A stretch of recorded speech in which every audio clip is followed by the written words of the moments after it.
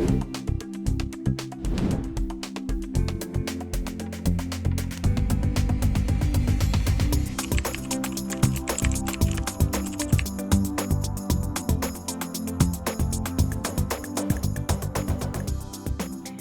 afternoon, everyone.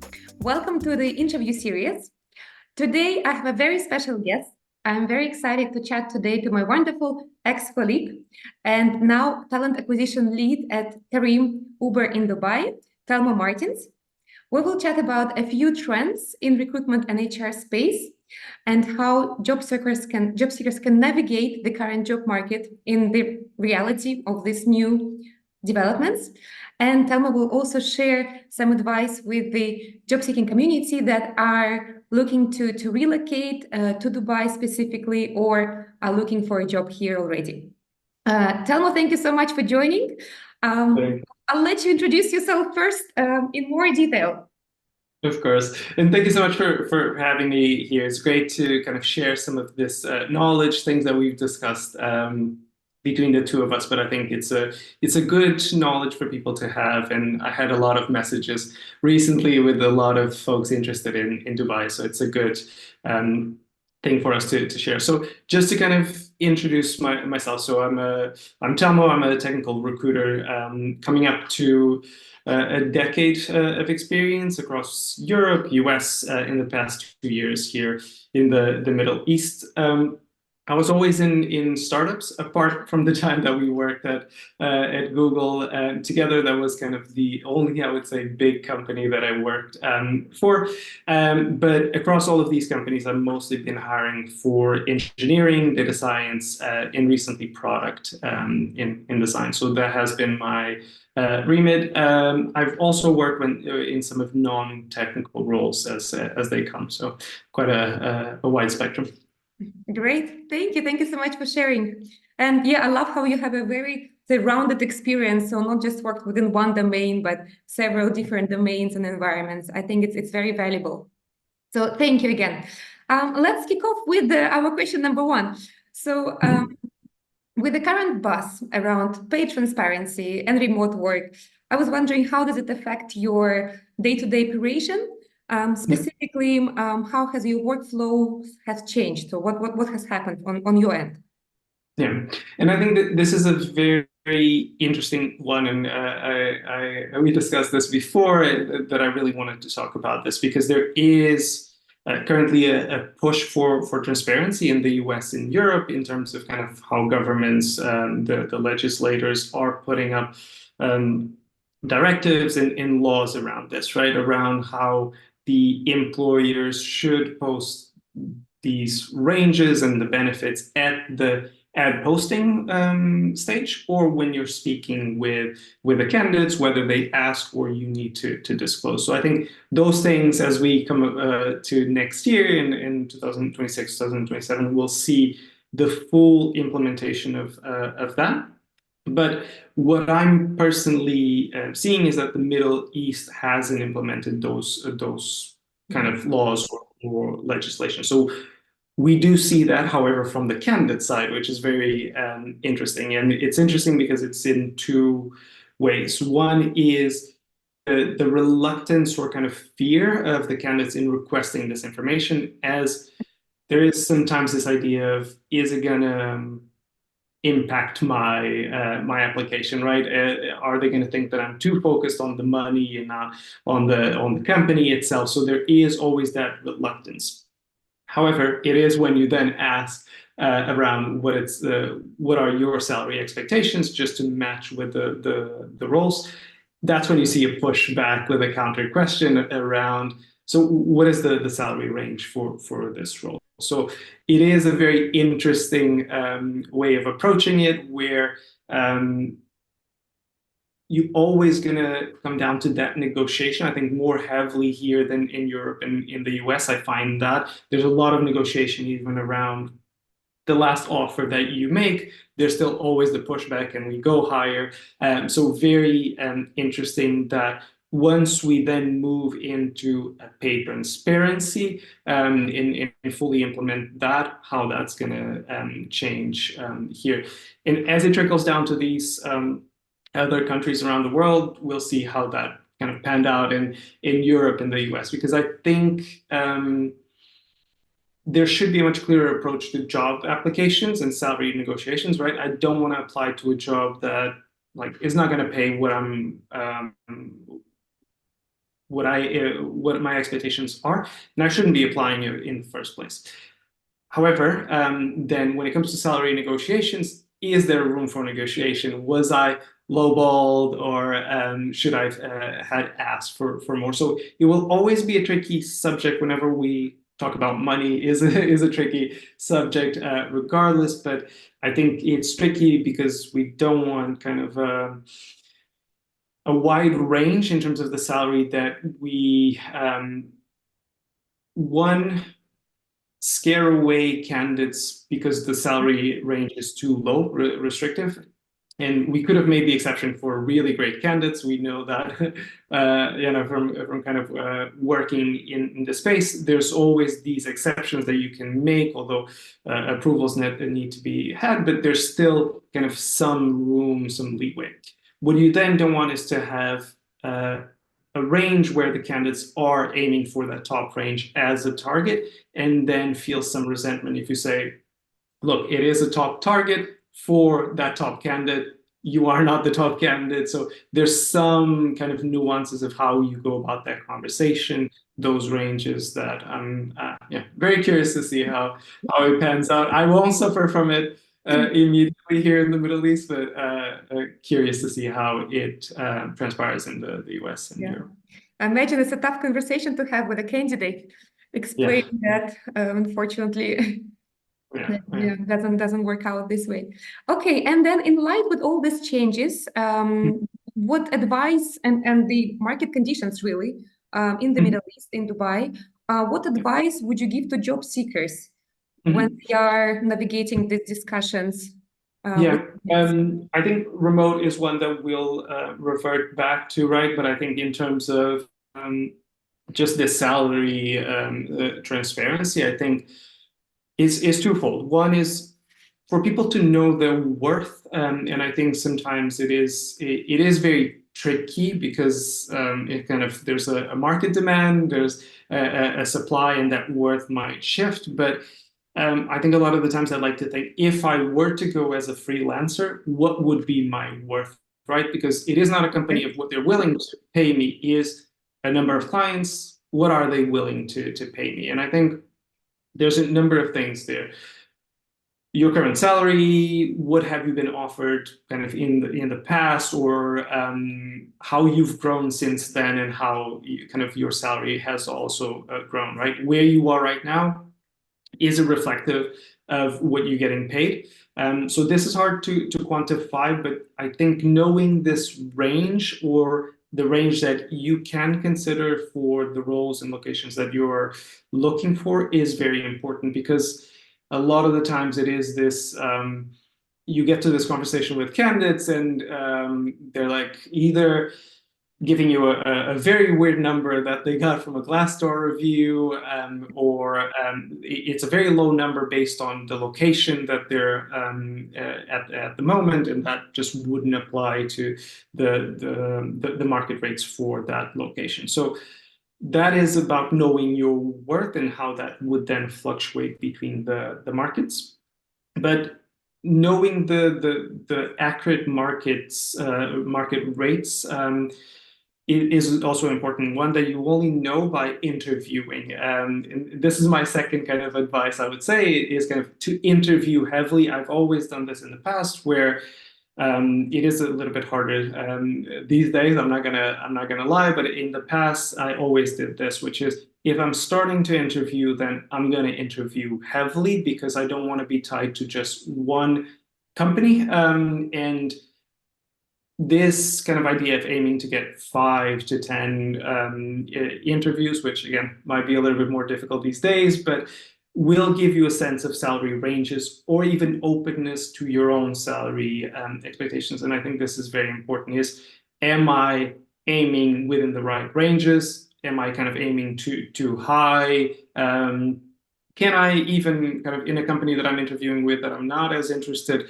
push that a little bit more and see if I can push that those salary ranges. So it is that, as well as in this interaction with the recruiter, and we face that, saying that you're actively interviewing, but I think you also got to be honest about it. Otherwise, we can pick up on that. But saying that you're actively interviewing for X and X ranges is better than your personal expectation. Not only makes you more of an attractive candidate, but also you can clearly say that if this is below that, then I'm not as interested because I'm interviewing. Especially when you get to the offer stage with some companies, you can clearly say, I have an offer on the table for this. If it's below that, I'm not necessarily willing to. Or you can say, for this company, I'm willing to see what you can offer, as I'm very interested, but this is what I'm interviewing for. So having that leverage is quite important. That before you would get a lot of this leverage, right now is a little bit more complicated, but I would still recommend this highly.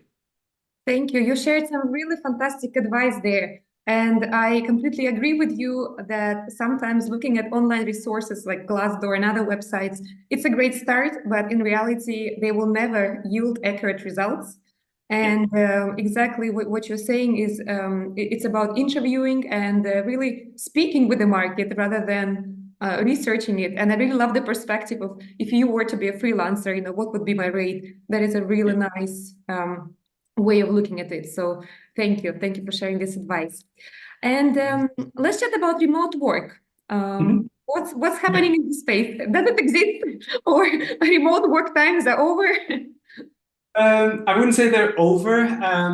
I think, and this is kind of one of these topics that I'm always very fascinated, have a very strong opinion about. But remote work for me always existed. Microsoft, for example, is a great example of a big company that always had to some degree remote work. Not all of the Microsoft employees actually kind of work in the office. A lot of them work remotely. So they were always very open about this and kind of implemented this even before COVID. I think what COVID forced all of the companies to do was to implement this regardless if they even had video call software and all of that. So it was kind of a huge transition that was forced upon the companies.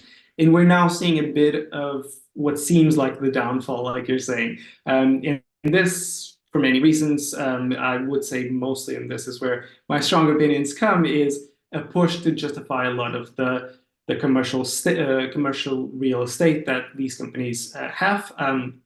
Long leases, actually owning the buildings, or the poor performance management tracking practices. So if there's bums on seats, I can see that people are working, versus if you are working from home, I don't know what they're doing, versus really those key results that we want to see, right? If you don't see a person and they're still delivering, for me, that's the big component, right? It's like, I care that someone delivers versus them being present, but not everyone feels that way. I would say, especially the more older management style is much more about that office presence. But I think one of the things I want to acknowledge is that also the remote work is not great for everyone.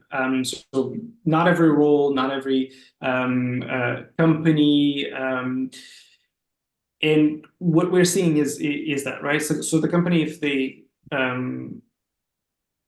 index heavily on the meetings to make decisions, so remote work is not great for them. They would never be able to implement kind of a same type of work.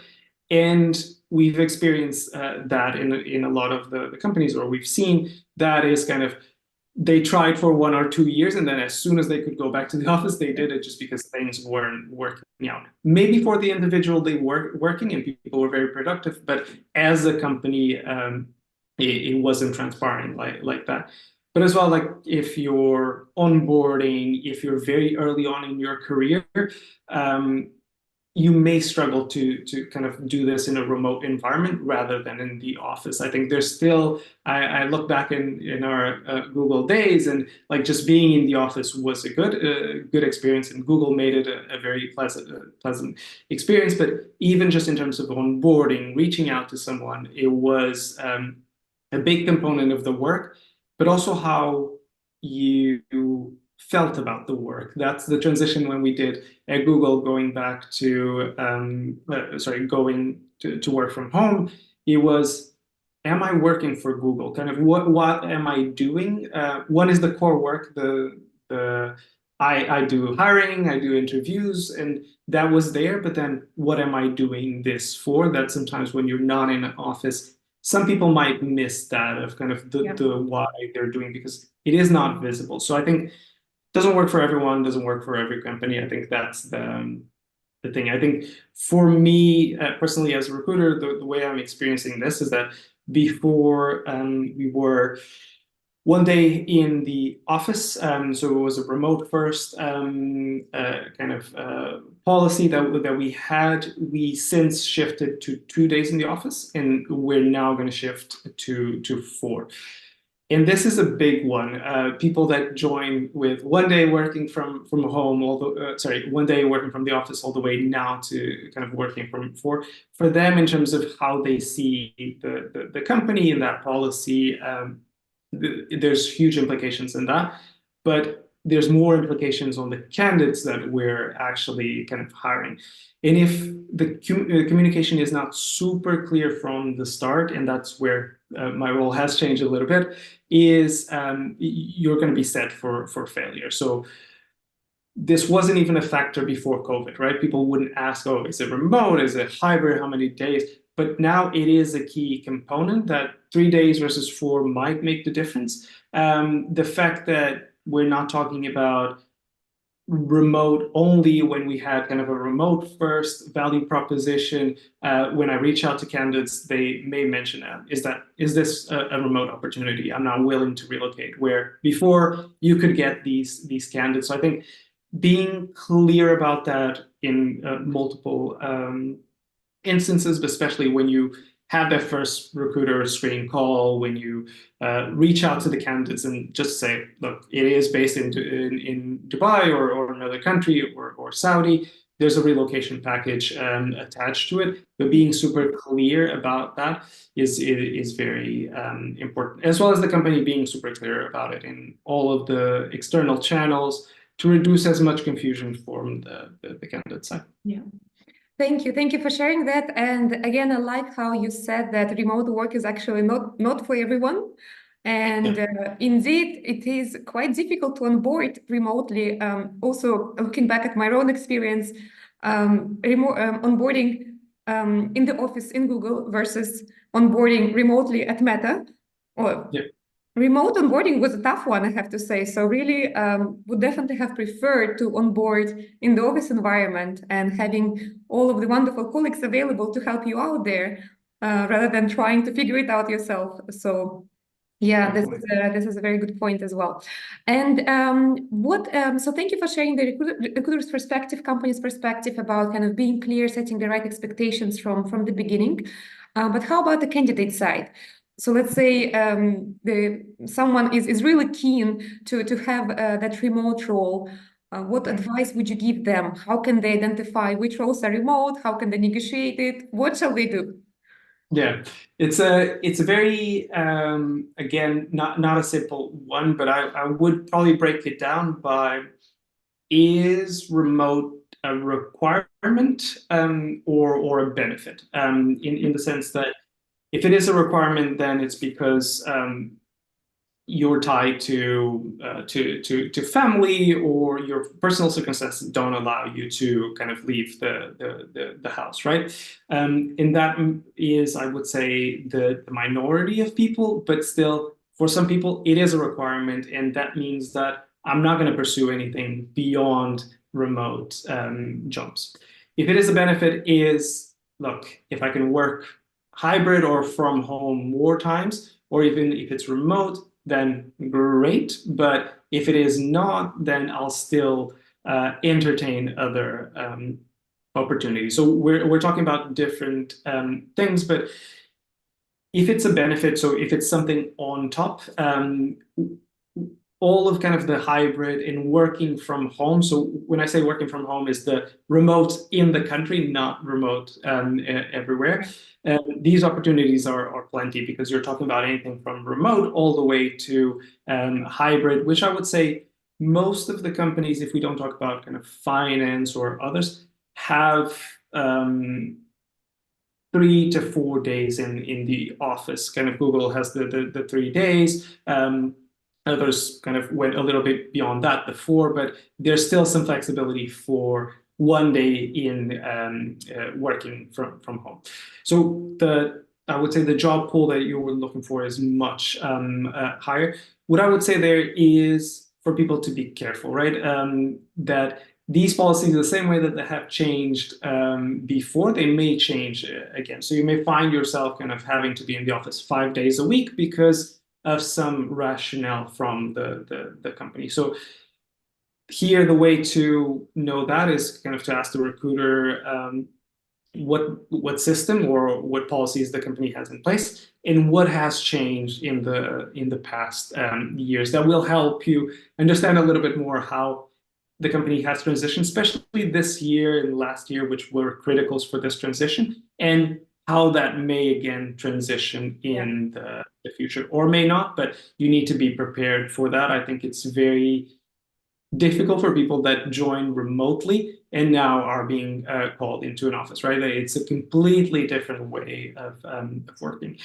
If we talk about that is a requirement, whether you say, no, not willing to take anything that is in the office, I want to work from home, whether that be working in the country or working from anywhere, and you kind of have a backpacker and are living the good life of traveling the world, you do need to acknowledge that the pool that you're applying for of jobs is much smaller by about a third or a fourth.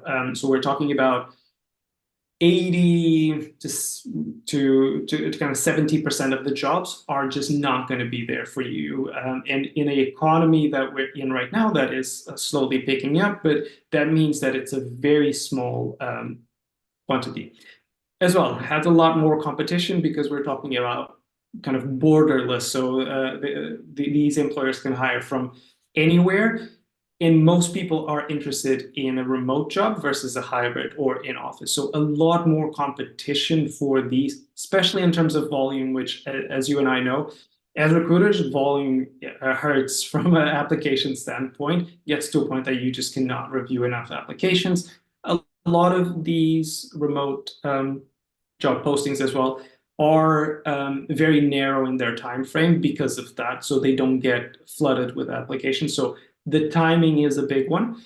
The channels that you go through as well are the big component. Is forget anything LinkedIn, as well as Indeed. There's dedicated remote job boards that you should be looking at, and it's worth checking kind of companies like that serve only remote companies, kind of as remote EORs.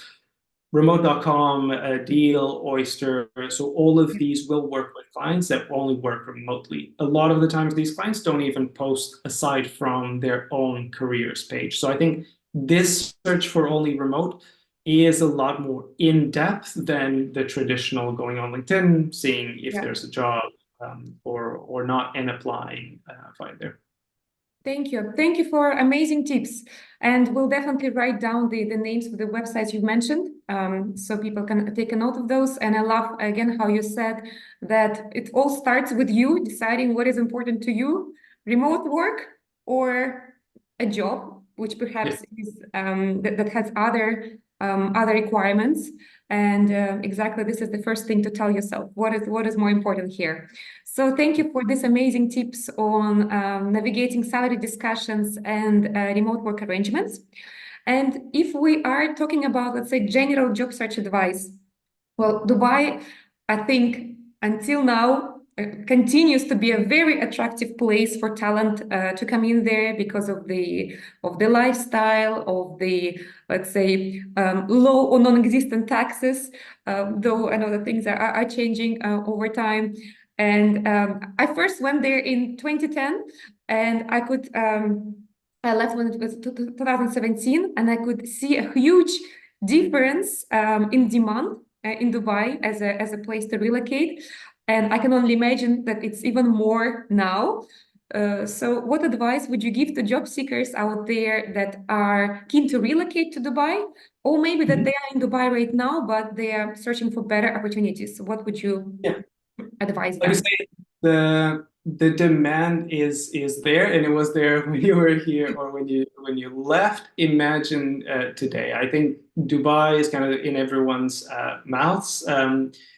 Into its own detriment, because then you have a lot of people kind of competing for the same jobs. A lot of people here who are in tourist visas or kind of short-term visas looking for work as well. So the it's an employer's market in the sense that everyone is excited about coming over, so they do have a lot more choice. And Dubai kind of gained its name for itself. However, the same things that you've mentioned around low or zero income tax, the weather, all of these things are in other Emirates in the UAE, right? If we talk about Abu Dhabi, Ras Al Khaimah is up and coming as well, but as well Saudi, Saudi Arabia, Qatar, Bahrain, like all of those, you would get a similar experience in benefits. So I think just aiming on Dubai like it's its own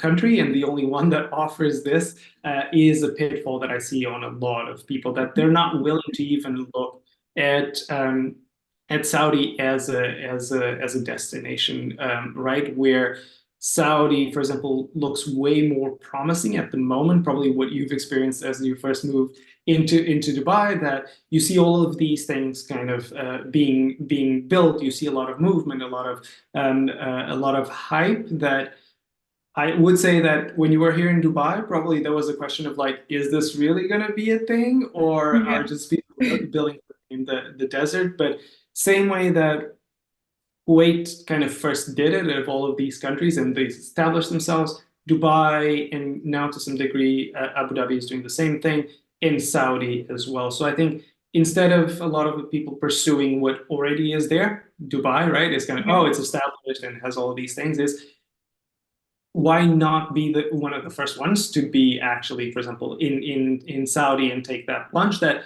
yes, it might be a little bit more difficult than Dubai. You need to kind of adapt in a certain way, but if you experience the changes in Dubai kind of in the past 5 years, it's yeah, you would be happy that you moved 5 years ago, as I'm happy now that I moved 2 years ago, before everyone kind of got very excited about it and everyone wanting to move. So I think it is that that if you're kind of just competing in a very competitive market, especially here, a lot of the times it doesn't just mean that you're competing in terms of skill, Yeah. but also in terms of salary. Someone else will be willing to do the same job for less.